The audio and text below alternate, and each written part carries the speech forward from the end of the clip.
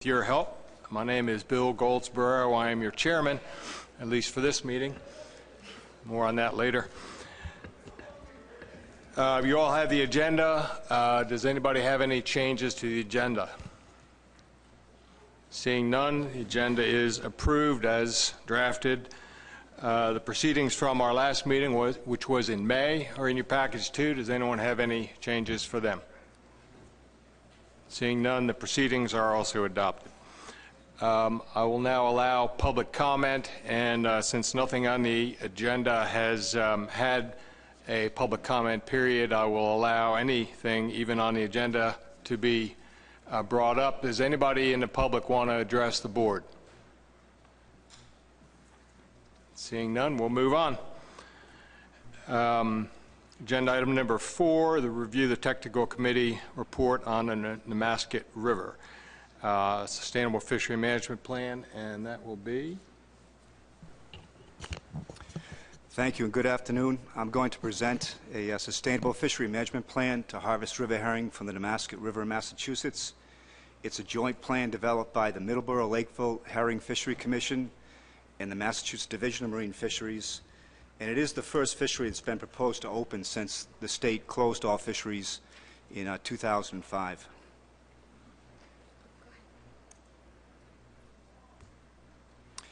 First, let me run through the present status of river herring in Massachusetts very briefly. We have about 80 runs in the state, and 33 of these runs have monitoring. About 14 of these have a census level approach where they use electronic counters or video stations. And of these, we sample in 8 of these for biological data. At the Nemasket River, it's a volunteer visual count, and most of the counts in the state have this level of counting. There's about 33 of these that have this type of counts. You can see the red brackets here show the different coastal drainage areas in Massachusetts. We've tried to have a couple counts in each of these major areas.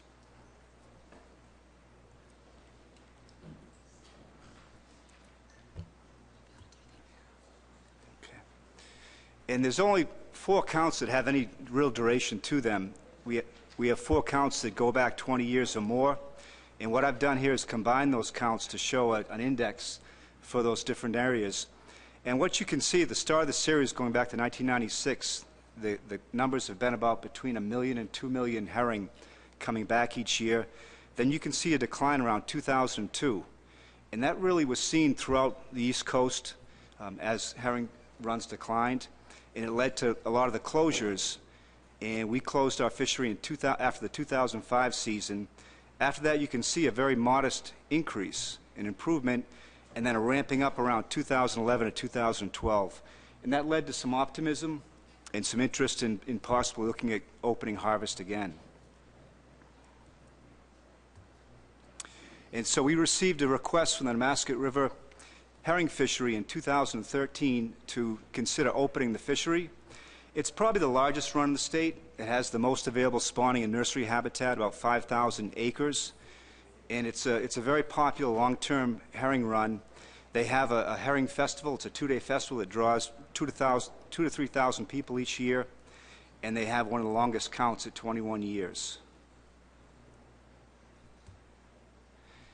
And so working with the commission, we developed a plan.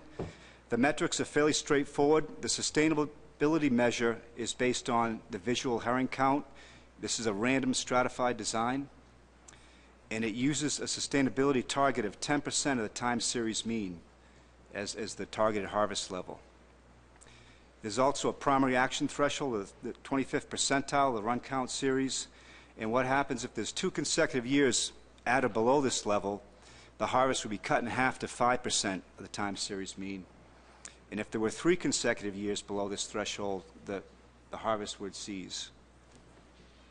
So here is the run count that forms the basis for the plan, 1996 to 2015. And what you can see is some fluctuations before the ban. The ban is shown at 2006. And you can see that large decline around 2002 that prompted the ban. Since then, we've seen an increase, a very modest increase, and then a ramping up in recent years. And for the past 4 years, the numbers have been over 500,000 fish per year in the count. And you can see the time series mean running across the data series. The 75th 75% of the time series mean, as well as the first quartile. Oh, there we go. And the blue line running across the bottom is the targeted 10% of the time series mean, so that would be the harvest amount. This slide just adds 2016. Those numbers didn't go into the plan because the plan was already developed before those numbers were available. But you can see that that total count estimate was about, sitting at the time series mean, about 560,000 fish. So it really wouldn't change things if you add this year. You can see the last 5 years have been at or above the time series mean, whereas the previous 9 years were below. So we have had some modest improvements. So the management that's proposed is similar to what was done in previous years. They used to have the run open 4 days a week for the entire season, allowing 48 fish per permit holder per week, unlimited resident permits, and then 200 to 300 resident permits for non-residents. And so now what's proposed, again, is to harvest 10% of the time series mean, about 55,000 river herring, and to, again, have unlimited permits for residents of the two towns, 250 permits for non-residents, a 5-week season that's open 3 days a week, and then a bag limit of 20 fish per permit holder per week, and also to have daily catch limits, catch tickets to document each harvest event. There we go. And so with these numbers, the expected harvest would be 5 weeks times 20 fish per permit holder, or 100 fish per permit holder. If there were 900 permits, the total maximum harvest would be 90,000 fish. And what is assumed in this plan is there'd be a 50% harvest rate of the maximum potential harvest, which would be 45,000 fish, which would keep the harvest under the 10% of the time series mean. So the technical committee for shad and river herring received this proposal. They reviewed it. We had a conference call on October 2nd to discuss it. The TC wanted to have a single option for management. There were 3 options that were proposed. And so what happened, they asked for a revision for that management scenario where there would be a more conservative approach to try to avoid overharvest. And that was put into the plan that is before the board today. Be happy to take any questions.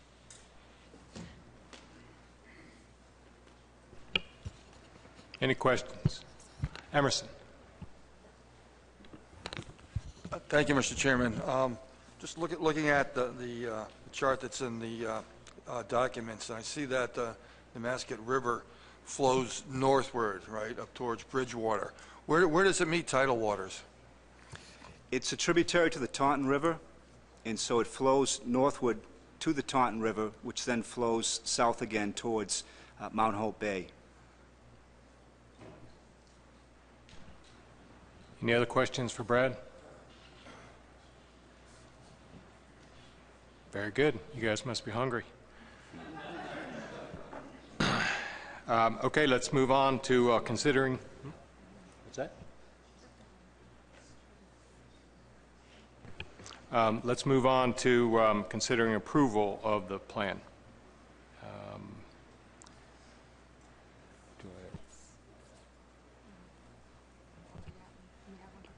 Bill. Thank you, Mr. Chairman. Should I make a motion that this board approve the request of the Nemasket River? Would that be appropriate? Also move. Thank you, Bill. Is there a second? Second, Dave Simpson. Let's get that up on the board. Is there any discussion? Mike? I would urge you to approve this. It's a very conservative plan at 10% harvest. It's less harvest than any plan you've approved yet. And the local commission is really tremendous stewards of this resource. So this will have the most eyes on the harvest of anything you've approved. Terry. Yeah, thank you, Mr. Chairman. As Commonwealth's northern border, we have a long history of successful sustainable fishery management plans that the communities have supported and enabled. And I 100% support this motion. Adam? I just noted the TC's comment about the revised management option on page 7. Would this motion be that revised option, or would we need to modify it accordingly? Yeah, the plan has been revised already, so it would be for the present single option for management.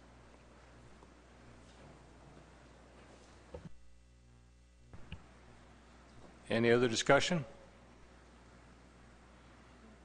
Are we ready to vote? All right. Let's read the motion into the record. Move to approve the Nemasket River, Massachusetts Sustainable Fishery Management Plan for river herring. Motion by Mr. Adler, second by Mr. Simpson. All in favor, please raise your right hand.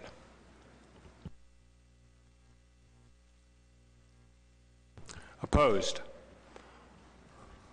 Abstentions? Null votes. The motion passes unanimously. I hope you all weren't slighted by the lack of a caucus. It didn't seem necessary.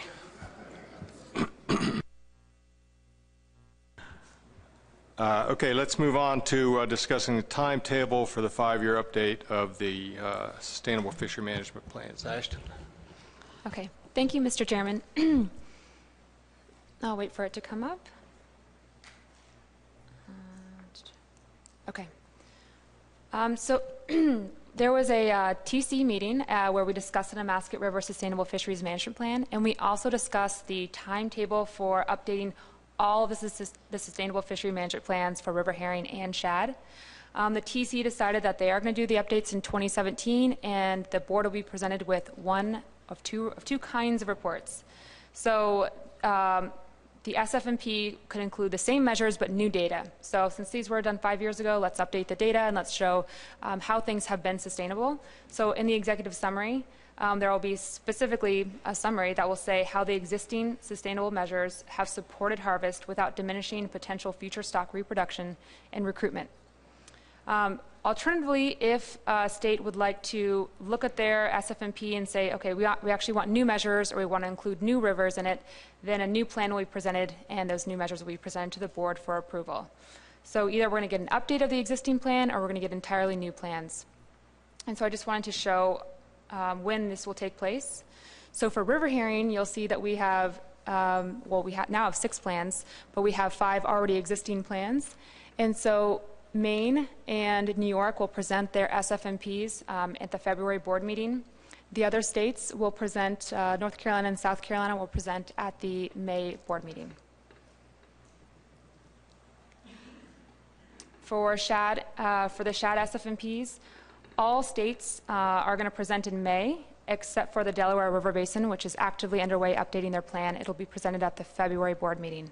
And so this, I'm presenting this to you guys now because it is a considerable amount of TC work to do this. I just want to make sure you guys are on board and you see that the plans are coming along and they will be presented to the board in 2017. With that, I'll take any questions. Questions for Ashton?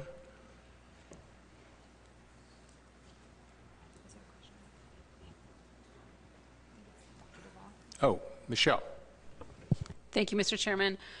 Ashton, I'm just wondering if the TC plans to discuss, the states and jurisdictions have used the data that they think are the most appropriate to, develop their sustainable fishery plans, if there's been any thought or consideration to the compliance monitoring elements, and perhaps while reviewing those plans, looking at those, because not all states and jurisdictions are necessarily using that information that's being collected. I know that we're coming up on an update of the river herring stock assessment as well.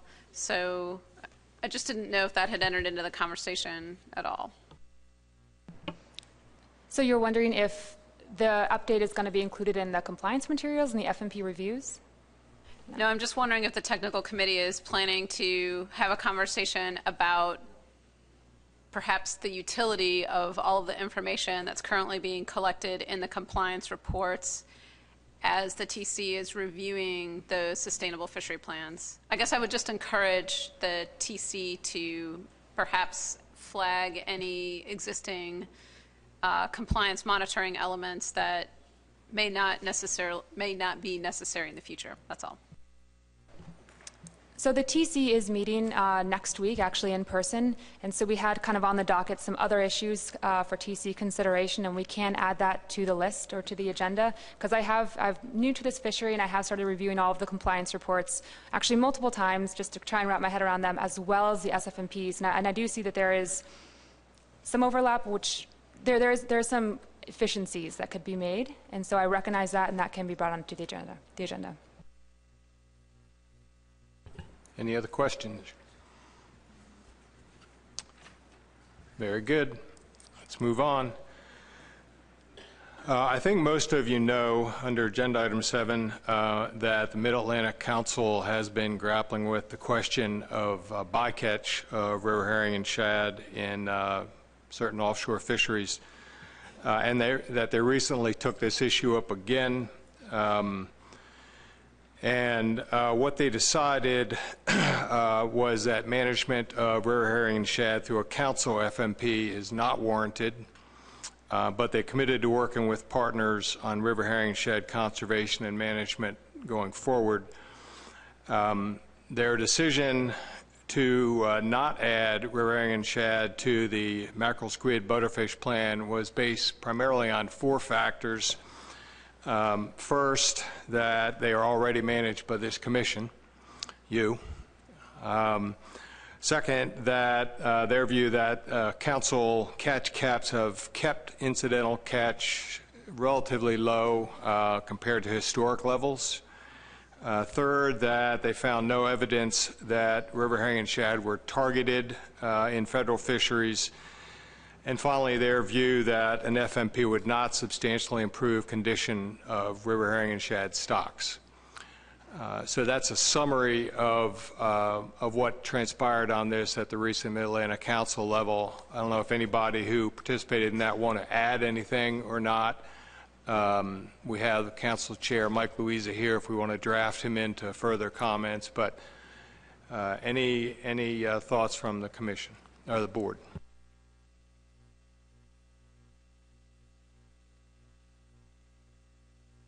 Very good. Pretty straightforward. Okay, let's move on to other business. Does anybody have any items of other business to bring to the board? I have one item, and that is to let you all know that this is my last meeting. I am retiring at the end of the year, which is very exciting and very scary at the same time. But just so you know, your next meeting will be chaired by our Vice Chair, John Clark from Delaware. Thank you, John. Anybody have any other business to bring to the board?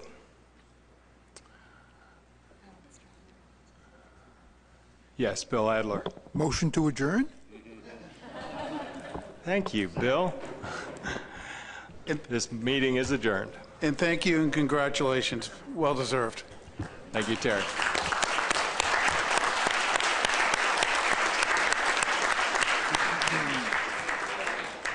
And for everyone's information, the annual dinner will be in the pool house right down the hill here, starting at 6:30. So you have a little bit of time to change.